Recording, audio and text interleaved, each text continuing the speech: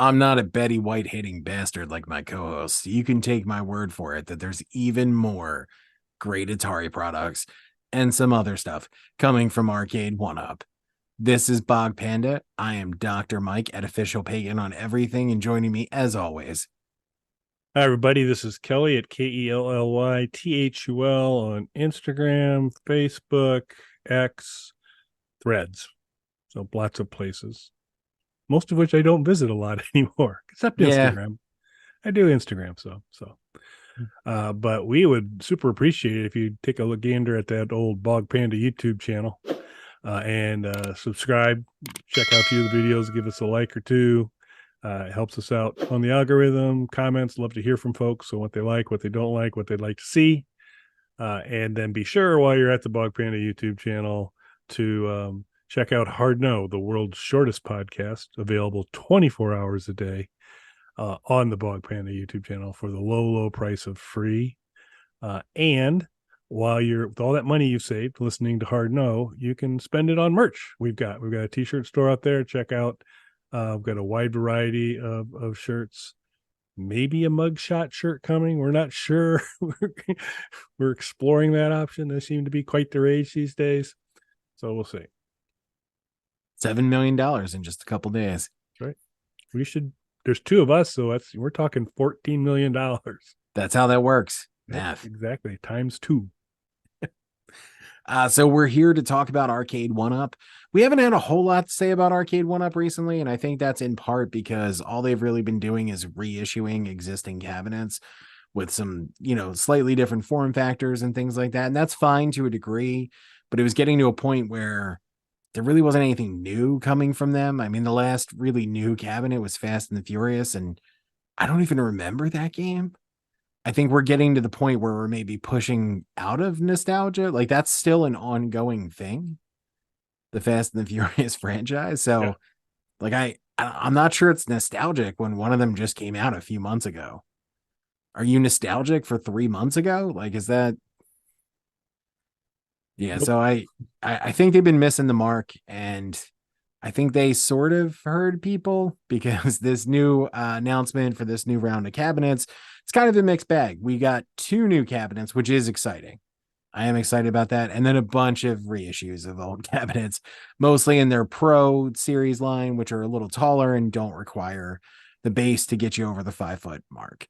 So we're getting Pro versions of Street Fighter 2. Unfortunately, it's not the original game lineup. It's the lineup from the reissued versions of the cabinets, which personally, I know there's tons of people who love that lineup. I don't. It's missing all the other games I wanted. So I'm disappointed in that. Pro NBA Jam. This is like their 25th edition of NBA Jam.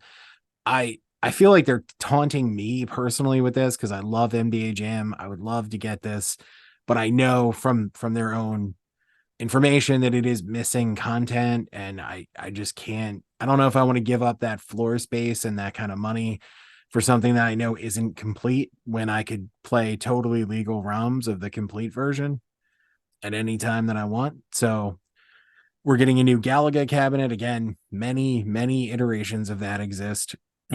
This matches the severely angled screen though that they did on a couple of the Galaga and Pac-Man cabinets and things like that recently, which does match some of the original arcade models. We're also getting the Pro Big Buck Hunter. Now, to be fair, Big Buck Hunter wasn't one they've done 50 versions of so far. There were two of them that were released at the same time. One was like a Walmart exclusive or something like that, and then the regular version. So this is the Pro. I've already seen a lot of complaints about it though, because even though it's marked as the Pro line, I believe it's the same size screen as the original release, and it's only slightly taller, which was people's big problem with the Buck Hunter cabinet. It needed to be bigger for what it is. It's those, the rifles that you're aiming with, not just light gun, like pistol light guns.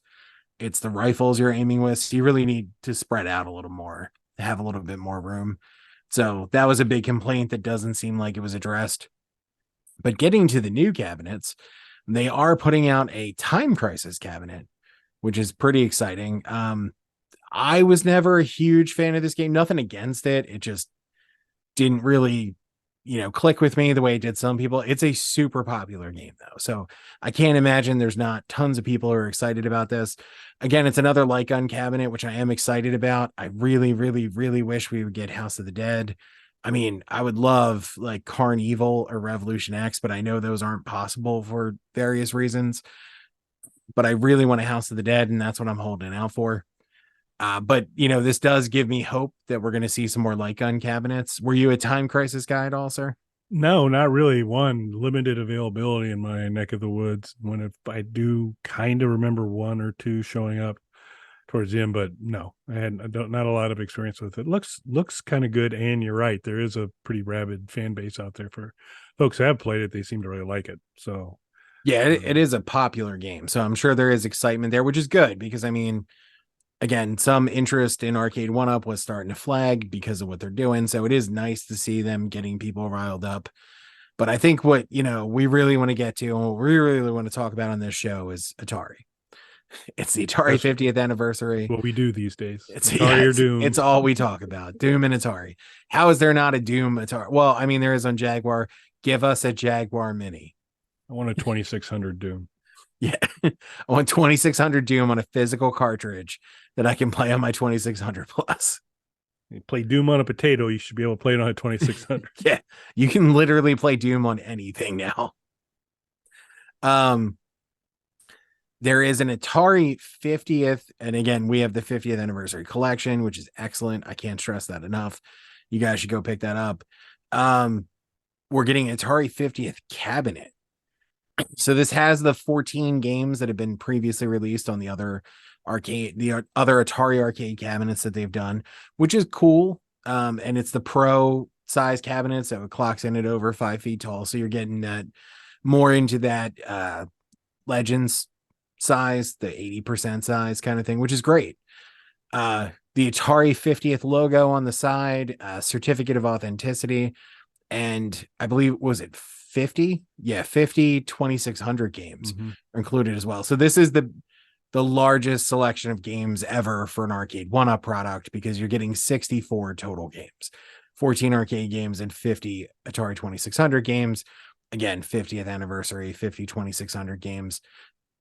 I have to admit that this is the most tempting of all of them for me. I'm probably not going to get it just because, as we've talked about before, I have access to all of these games already on multiple other formats and might even be adding another one that's cartridge based. So I don't need another version of these games. As cool as I actually do think the cabinet looks cool, I think it looks really nice. There would have to be something else to it though for me to pull the trigger even. And I think the price point is decent because Arcade1Up cabinets have been pushing in that $600-700 range now, which I think is a bit much. This is $499, so this is more like what we were used to for these kind of cabinets. So there's a lot going for it, but just having the 2600 games and the classic, lineup of arcade games, if this had some 7800 games or God forbid a Jaguar game or two on there, this would 100% be in my game room. What did you think, sir? Yeah, I think it's a huge missed opportunity. Because realistically, this is an Act Games Legend, Act Games Legends Ultimate with less games and better panel art. because it's an oops all Atari at Games Legends. Yeah, it's like we'll just delete all the other licensed software and we'll just leave the Atari stuff for you, and we'll do it up. And so that's the downside because it's kind of the Legends Ultimate size, which is a really good size. So thumbs up on that. To Mike's point earlier, the artwork and stuff, it's a good looking machine. So that part's exciting. The Atari arcade lineup is a strong lineup. They're good games. So those 14 games are great. And then 50 2600. It was kind of weird because when I got my Legends Ultimate, big Atari fan, love seeing 2600 stuff there, but it really felt like that was their filler to get you get 350 games because we're going to throw a bunch of 2600 games on there, which um, they're okay, but it's just you're on a arcade machine, and it's like, oh, I'm doing Atari golf or boxing on there, but it's still not bad. It's nicer to do with a better set of controls. But that's the other little rub on this one that least I've heard, and you have more direct experience here, uh, either you personally or hearing from some folks. I believe Arcade1Up on occasion has had a little bit of difficulty in their joystick placement, that they'll run it a little bit close to the side wall so that you have a little bit hard time. And I think, if I recall correctly, that problem wasn't completely addressed here with this Atari one. That again, that joystick might be a little bit tight to the on the left hand side to the left wall and right hand side to the right wall. Does that ring a bell with you?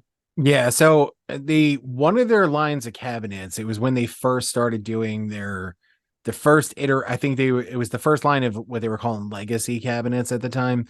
They had these kind of like wings along the side where the trim that's on the sides of the joystick panel was raised like an inch or two, like a good like this amount. I saw them in stores, so I got a chance to kind of put my hand on it. It was not comfortable.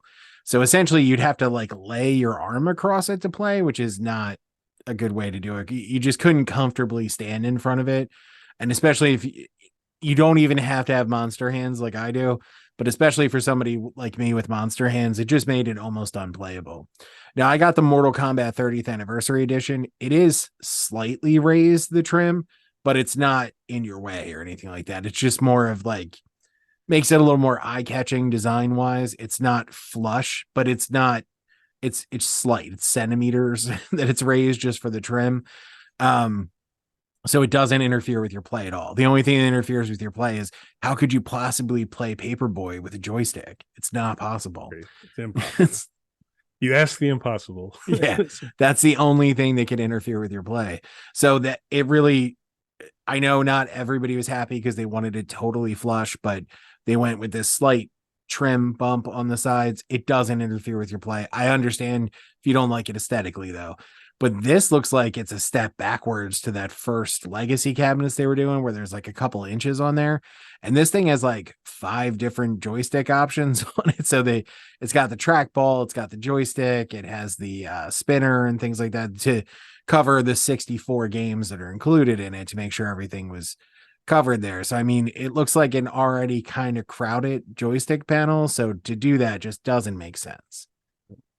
No, and that was another back to the Legends. They did a very nice job on the layout there with, and they had to deal with a trackball, 2 spinners, 2 joysticks, 6 buttons, and so they've got a kind of a nice layout there. So again, kind of playing back to a previous episode we're having, like, well, I kind of got this covered off. With my Legends. We are big Atari 50 fans though, and fly your Atari flag with it is a really good looking cabinet. But I think particularly the final thing on the controls, if I'm like not completely happy with the control setup, I'll use the fight stick. I'll do the Legends Ultimate. I'll do some of those types of things. So, but it is pretty cool. It is nice that Arcade1Up's putting some more stuff out. Some are repackaging, but some other kind of cool things as well. The price point, like I said, is good, and that would be one of the differences. I still think if you're going this route, you're going to spend $100 to $200 less than a Legends Ultimate. So, that got it going for you that way. But with that Legends Ultimate, you get 300 games in addition to the Atari ones. They're mixed amongst others. And again, this is, it's obviously you're getting a lot of stuff on there. This is something that's, the all Atari version of the Legends essentially. But it really just needs something else to get me to pull the trigger. If this had 7,800 games, or like I said, maybe a Jaguar game or two, that would be a different story. And that would be so much truer to the spirit of the 50th anniversary collection, where it was, to me, they should have just created a system where they dropped that software experience on there. Yeah, if it was that, I would probably buy it. If it was an arcade version of the 50th anniversary collection, because you also had the new games on there as well. Yep, new games, videos, stuff. That'd have been an awesome way to package it and get even more life out of it. But they didn't check with us first. Big mistake, Atari. Just burning money when you don't check with Kelly and I. Yep. We can't give you the Bog Panda bump if you don't get a hold of us first. Gotta let us bump you.